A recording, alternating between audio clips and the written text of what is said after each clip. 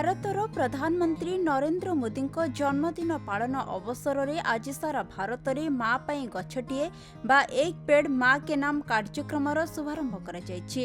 कार्यक्रम में आज सोनपुर सहर उपकंठस्थ नगर वन ठारे वन विभाग तरफुरु माँ पाई गछटिए कार्यक्रम शुभारंभ कर कार्यक्रम में मुख्य अतिथि भाव में सुवर्णपुर जिलापाल नूरपराज साहू जोगदे कार्यक्रम को शुभारंभ करने सहित वृक्षरोपण करथिले। अतिरिक्त जिलापाल सुवर्णपुर जिला वनखंड अधिकारी उपस्थित थिबा एनसीसी कैडेट माने मध्य वृक्षरोपण करथिले।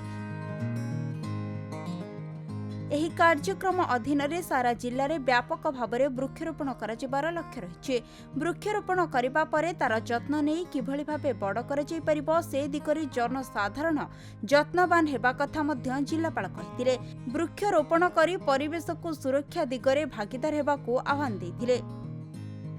आपण समस्त जानते एक पेड़ माँ के नाम बा माँ पाई गछटिए से कार्यक्रम हाथ को लिया एवं समग्र राज्य समग्र देश पालन कर आम राज्यर आम जहाँ निर्देश रही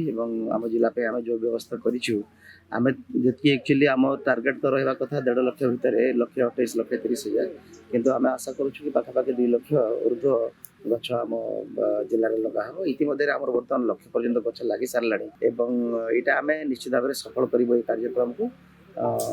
एवं समस्ते सबु अनुष्ठान सबु कर्मचारी एनजीओस आम जी सब सरकारी अनुष्ठान रही बेसरकारी अनुष्ठान रही समस्ते संपर्क अच्छा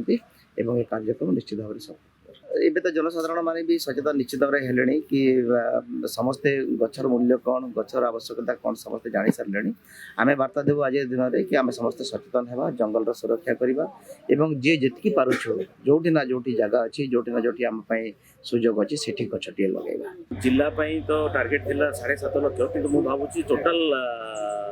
12 लाख खंडे हो माने जो एक पेड़ माँ के नाम रे आउटा भी अपलोड चली घंटा को घंटा अपलोड चली आज सब पंचायत रे आम 109टी पंचायत रे 500 लेखा चारा लगुच फॉरेस्ट डिपार्टमेंट तरफ 40,000 चारा आम धार्य थिला किंतु ताठू बहुत अधिका हम बोली आशा करूँ। सुवर्णपुर बीरेन नाक रिपोर्ट खबर ओडिशा।